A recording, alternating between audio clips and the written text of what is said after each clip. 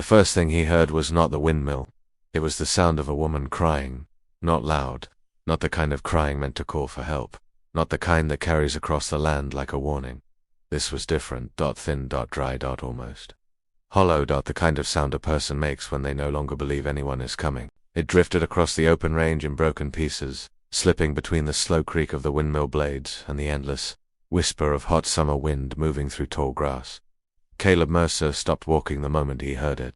His boot froze mid-step, dust settling slowly around the heel. For a moment he thought it might be nothing, just the land playing tricks, the way it sometimes did when heat pressed down hard enough to bend sound itself. Out here, the world could seem alive in strange ways. Old wood groaned like voices. Rusted metal sighed like breathing. But then he heard it again. Softer this time. Weaker. A broken whisper dragging through the air like something being pulled across stone. He turned toward the old well. It stood alone in the open range, its stone walls sun-bleached and cracked. The wooden windmill above it, turning slowly with tired, uneven rotations. Each creak sounded like an old man struggling to breathe. The rope hanging from the beam swayed slightly, not from strong wind, just from the slow, restless movement of hot air. Caleb began walking toward it, boots pressing deep into the dust, leaving clear prints behind him. As he drew closer, the crying stopped. That silence felt worse. Silence out here could mean many things: danger, death, or something in between. He stepped around the side of the well, and that was when he saw her. She was pressed against the stone wall, curled in on herself as if trying to disappear into it. She was stripped down to almost nothing, her skin streaked with dirt and dried blood in long dull lines that told a story without needing words. A rotten plank was clutched tightly against her chest, her fingers white with strain as she tried to hold it in place. The wood shook constantly because her hands would not stop trembling. Her lips were split and pale from thirst. Her hair hung tangled and matted across her face.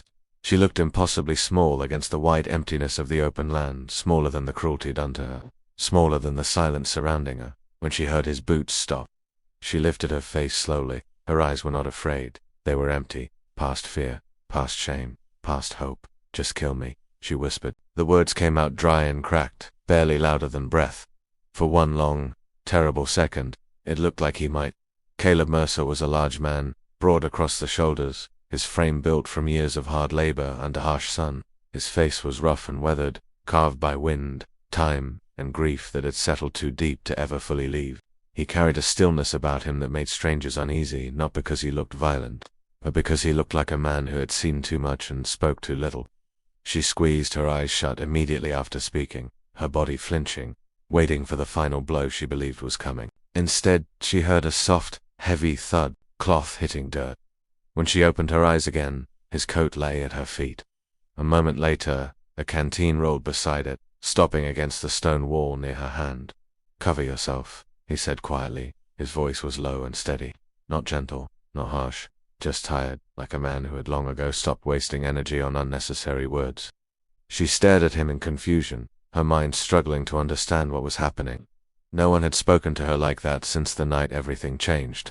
Slowly, trembling, she reached forward and pulled the coat around her shoulders, wrapping it tightly around her body as if it were armor. Caleb turned away while she did. He did not look at her again, instead. His eyes moved to the ground. Wheel ruts cut deep into the dust, running straight and deliberate toward the well. Too clean for drifters, too organized for thieves. Boot prints lay alongside them, paired, evenly spaced, men who had walked together with purpose. There were drag marks too, long rough lines pressed into the earth, leading directly from the direction of the road to where she now sat. Caleb crouched slightly, studying them. He had seen tracks like these before. Years ago, back in 1868, a memory surfaced uninvited, a different clearing, a different victim, the same deliberate message left behind. Men like that did not act out of impulse. They acted out of power. This was not lust. This was not robbery. This was a warning, a message meant to be seen. Caleb straightened slowly, the weight of that understanding settling heavy in his chest. Then he stepped a few paces away and tilted his head slightly, listening. The wind carried more than heat and dust. A faint movement shifted at the edge of the scrub brush. Two men stood there, one closer, hands loose, posture relaxed, the calm confidence of someone who believed the work was already finished. The other remained further back, holding a rifle low, watching carefully. "You lost, rancher," the Norah man asked with a polite smile that never reached his eyes. Caleb did not answer. He planted his feet. Some wrongs did not need words. The man lunged. The fight that followed was short, brutal, and silent, bone striking, bone, breath forced from lungs, boots scraping in dust. No gunfire echoed across the land, because even cruel men feared how far noise could travel out here. When it was over, the second man pulled his injured partner away quickly, retreating into the brush. But before they vanished, Caleb saw the brand burned into the man's wrist. Heart. The name settled heavy in his mind. He turned back toward the well, and sat down beside the woman. Careful not to touch her, careful to leave space so she would not feel trapped again. Whatever you did, he said quietly, this wasn't justice. He placed the canteen in her hands and guided it gently so she would drink slowly. She drank in small, desperate gulps, shaking uncontrollably, and when she finally spoke, her voice sounded like broken glass being sorted piece by piece. My name is Evelyn, she said. The last name came later, Hart, and when she spoke it, Caleb understood exactly why she had been left there.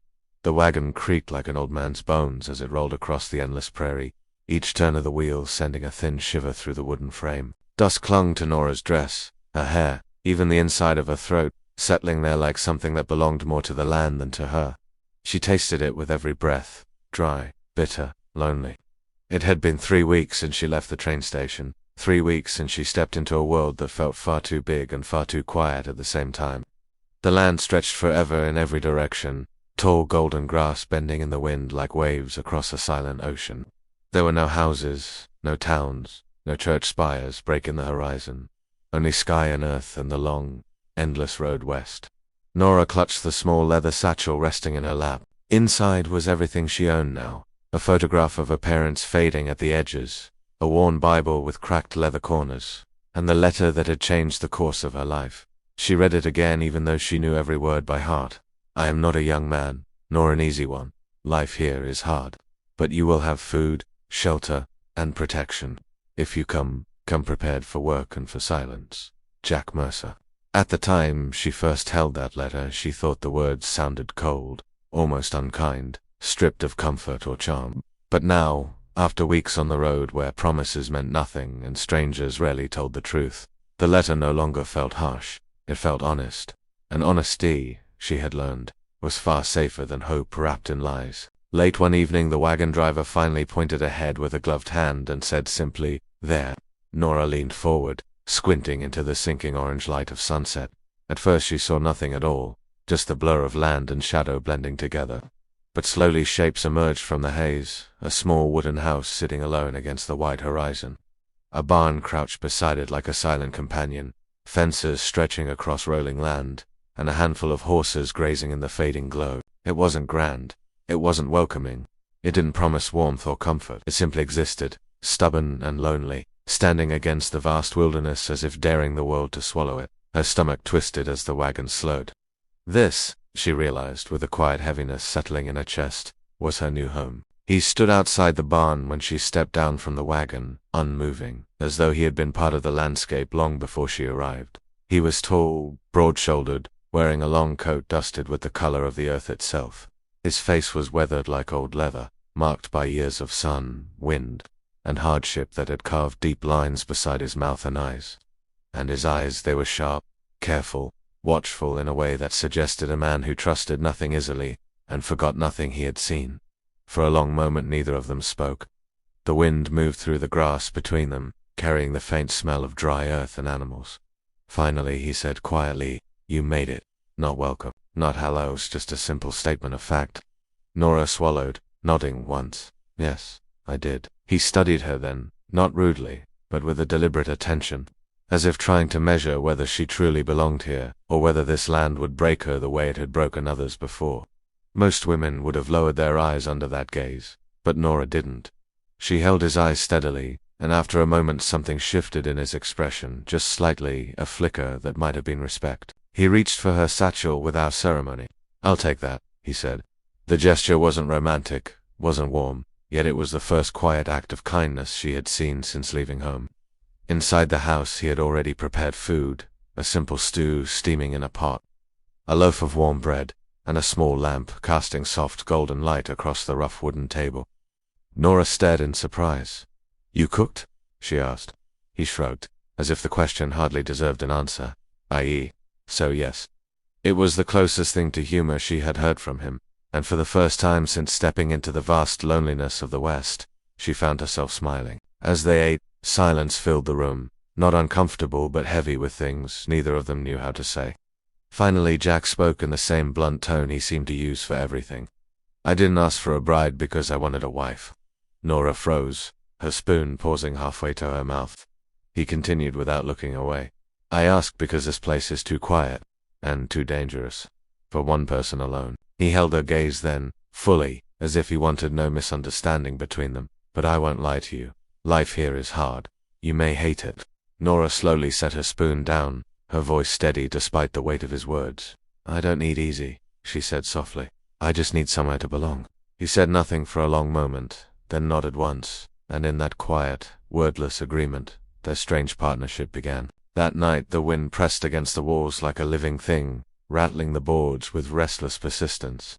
Norah lay awake in the narrow bed, staring at the ceiling beams. The mattress was firmer than she was used to, and the silence heavier than anything she had ever known. There were no carriage wheels passing outside, no distant voices drifting through open windows, no church bells marking the hour, only wind, and space, and an emptiness so vast it seemed to stretch beyond the walls themselves. She turned onto her side and watched pale moonlight slip through the thin curtain. Somewhere in the distance a coyote cried, its lonely call rising and fading into the night. For a moment doubt crept quietly into her thoughts. What had she done? She had crossed half a country to marry a man who barely smiled, a man who warned her life would be hard, a man who seemed more comfortable speaking to horses than to her. Yet he had been honest, and she reminded herself that honesty was rare. Before sunrise she woke to the steady rhythm of movement outside, not loud but purposeful. She dressed quickly and stepped onto the porch where Jack was already at work, splitting wood with controlled, powerful swings of the axe. Each strike looked effortless, guided by long practice. He noticed her presence but didn't stop. You're up early, he said. So are you. I'm always up early, he replied simply. She hesitated, then asked, What can I do? That made him pause. He leaned the axe against the stump and studied her again as if weighing something unseen. Most don't ask that the first morning, he said. I'm not most, she answered quietly. A faint flicker of approval crossed his face. There's water to haul. Chickens need feed, I'll show you. He didn't tell her to rest. He didn't tell her she didn't have to work. He treated her as someone capable, and strangely, she preferred that. The day had stretched long and demanding. With her hands blistered from pumping water, her shoulders aching from carrying buckets, when she nearly stumbled with a heavy bucket, he stepped forward instinctively, steadying it before it spilled. Their hands brushed only briefly, but the contact felt louder than any words spoken between them so far. I am, she replied, and their eyes met, neither looking away first. Late that afternoon, Jack suddenly stiffened, his posture changing in a way Norah sensed immediately. She followed his gaze to the horizon where three dark shapes approached slowly, riders. Her stomach tightened. Friends? She asked. No, he said finally, flat and certain, and walked calmly to the house, returning with a rifle, his movements deliberate but unhurried. Will they? She began. They won't try anything in daylight, he said. You're sure? The riders slowed near the fence line, watching silently. They didn't speak, yet the message was unmistakable. We see you. Jack remained still long after they disappeared. They've been pushing, he said at last. For the land? She asked. He nodded. She didn't ask what he meant, not yet. Instead, she stepped closer, near enough that he could feel her presence beside him. You're not alone anymore, she said softly, and the words hung between them in the fading light. Something shifted again in the quiet space between them. Not love yet, but the first fragile thread of it beginning to take hold. Jack did not panic. He moved quickly, securing shutters, checking horses, reinforcing the barn latch with practiced efficiency. Inside, the house felt smaller beneath the storm's fury. A shutter tore loose, and Norah startled. Jack crossed the room, bracing against the frame as wind forced its way inside. Without thinking, she rushed forward to help, pressing her shoulder against the wood beside him. Rain sprayed across their faces, cold and stinging, but neither stepped away. When the worst had passed, leaving only softer rainfall, Norah noticed a thin line of red along Jack's forearm where splintered wood had cut him. My wife hated storms, he said suddenly, rougher than before, and Norah paused. She said they made the world feel unstable, like it could all disappear in a second. He swallowed once. She and our son, they were caught in one. River flooded fast. I couldn't reach them in time. The words hung heavy. There it was, the buried grief, the reason he had said he'd buried too much to walk away. This land wasn't just soil and fences, it was memory, it was loss. It was the last place he had held his family. Nora's chest tightened, not with fear but with understanding. But I'm here. Norah, he said, testing the weight of her name, and the sound of it in his voice was different now, careful and real. Outside, the rain slowed to a whisper against the roof. Inside, something steadier had taken root. Perhaps, slowly, it would not take him either. Beyond the walls, the prairie stretched endless and uncertain beneath clearing skies. There would be more riders, more storms, more hardships neither could yet see. But in the soft glow of lamplight, with the scent of rain drifting through the cracks and the silence no longer quite so empty, they sat side by side, not strangers now, not entirely alone. For the first time since she had stepped onto that endless road west, Norah felt something stronger than fear. She felt the beginning of home.